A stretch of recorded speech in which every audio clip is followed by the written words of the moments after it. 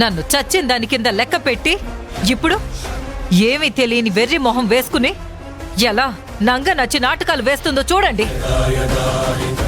Daddy, అదెలా జరిగిందో తెలిసే వరకు ఆవిడ గారిని కాస్త నోరు అదుపులో పెట్టుకోమని చెప్పండి.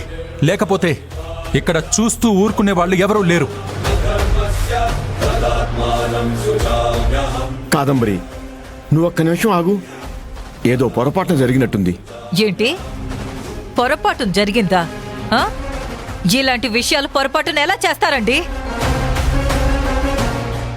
పైకి పోయిన పెద్దలకి పూజ చేసేటప్పుడు ఆ ఫోటోలు పక్కన నా ఫోటో పెడితే ఏంటి అర్థం? నేను కూడా పోయినట్టే కదా. నన్ను కూడా చచ్చిన దాని కింద లెక్క కట్టినట్టే కదా. అమ్మ చెప్పింది నిజమే నాన్న. ఇంటి కోడలు అని నెత్తికెక్కించుకుంటారు కదా. ఆవిడ గారికి ఈ మాత్రం కూడా తెలీదా?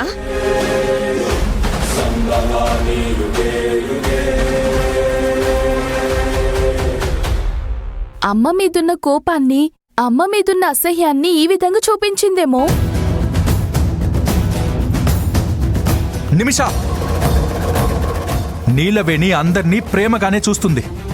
అందరికీ ప్రేమ పంచడానికే చూస్తుంది. అంతేకాని ఇలా పిచ్చి పనులు ఎప్పటికీ చేయదు. అత్తయ్య గారిని పైలోకానికి పంపించే అవకాశం దొరకటం లేదని కనీసం పైలోకానికి పోయిన వాళ్ళ పక్కనైనా ఒక స్థానం ఇచ్చినట్టుంది నీలవేణి. కోటి,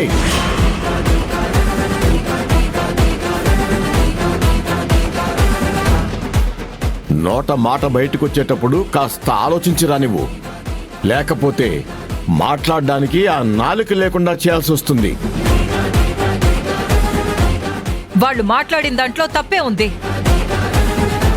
తను కావాలనే ఇలా చేస్తే తనని అనకుండా వాళ్ళ మీద నోరు పారేసుకుంటున్నారు. అమ్మగారు, నిజంగా చెప్తున్నాను, అసలు ఏమైందో, ఈ ఫోటో ఇక్కడికి ఎలా వచ్చిందో నాకు అర్థం కావడం లేదు.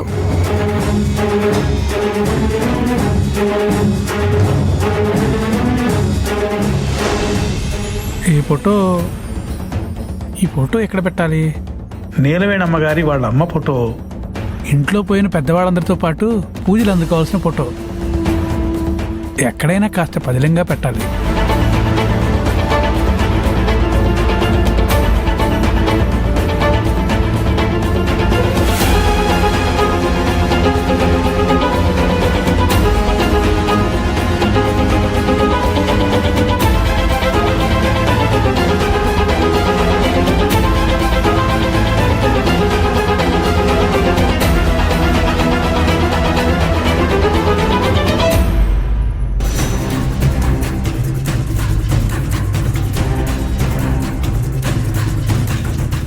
కుక్కటేష్ గారు తెచ్చిన ఫోటో ఎక్కడ పెట్టాడబ్బా?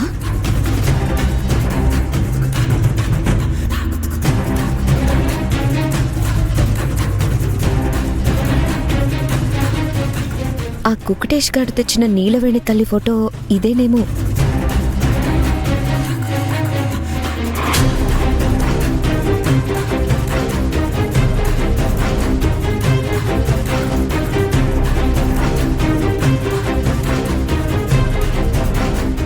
ఏవమ్మ మహాతల్లి, నీ స్థాయి అక్కడ, మా స్థాయి అక్కడ. మా ఇంటి పెద్దల పక్కన కూర్చొని పూజలు అందుకునే భాగ్యం పొందుదామనుకున్నావా? నీ కూతురు ఎప్పుడు ఇంతే. దాని స్థాయిని, స్థానాన్ని మర్చిపోయి ఇలాంటి చిల్లర పనులన్నీ చేస్తుంది. నీలవేణికి ఎలాగో తెలీదు. దాని కళ్ళలోకొచ్చైనా దాని స్థాయి ఏంటో దానికి గుర్తు చేసి చెప్పాలి కదా. మా ఇంట్లో నువ్వు పూజలు అందుకునేలాగా చెయ్యాలనుకుంది, కానీ నీ కూతురు తల మీదే తిట్లు, అక్షింతలు కురిసేలా నేను చేయబోతున్నాను.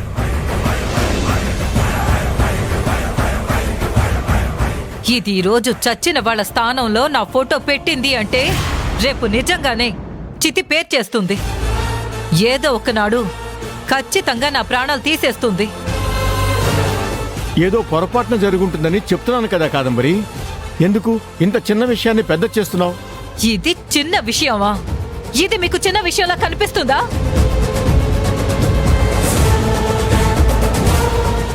ఒక బతికున్న మనిషి ఫోటో తీసుకొచ్చి చచ్చిన వాళ్ళ మధ్యన పెడితే అది మీకు చిన్న విషయంలా ఎలా అనిపిస్తుంది? ఏయ్ చెప్పవే, ఇదంతా నువ్వు కావాలనే చేసావు కదా? లేదమ్మగారు, ఇది నేను కావాలని చెయ్యలేదు.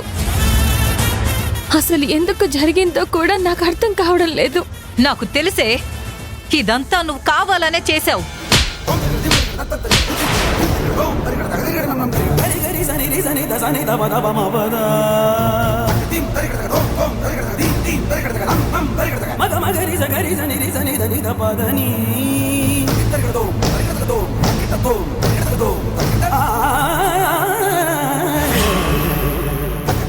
డాడీ,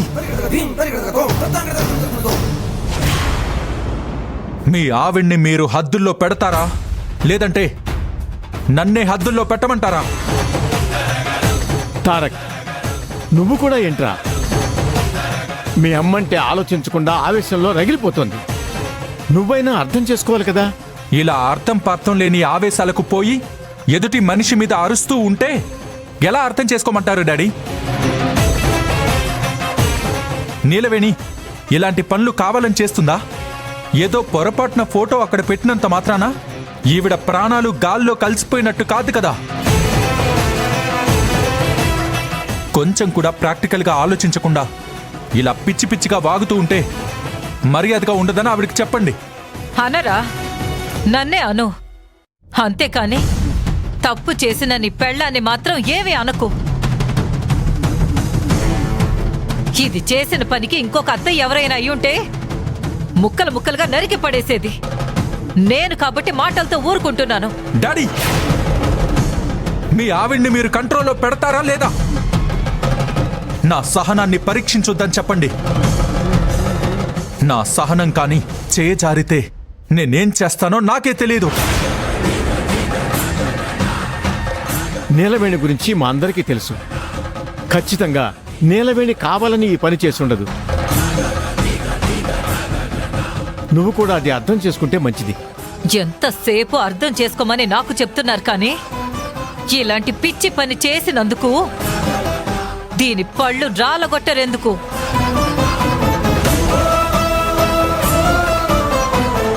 అవునన్నా, మీరు ఎప్పుడు తప్పు చేసిన వాళ్ళని వదిలేసి ఆ తప్పు వేలెత్తి చూపించిన వాళ్ళ మీద ఎందుకు అరుస్తారు? అమ్మ ఆవేదనలో అర్థం లేదంటారా? అమ్మ బాధని మీరు అర్థం చేసుకోరా? ఎంతసేపు కోడలు కోడలు అంటూ నెత్తికెక్కించుకుంటారే కానీ అదే స్థానంలో నేనుంటే నన్ను మీరు మందలించరా?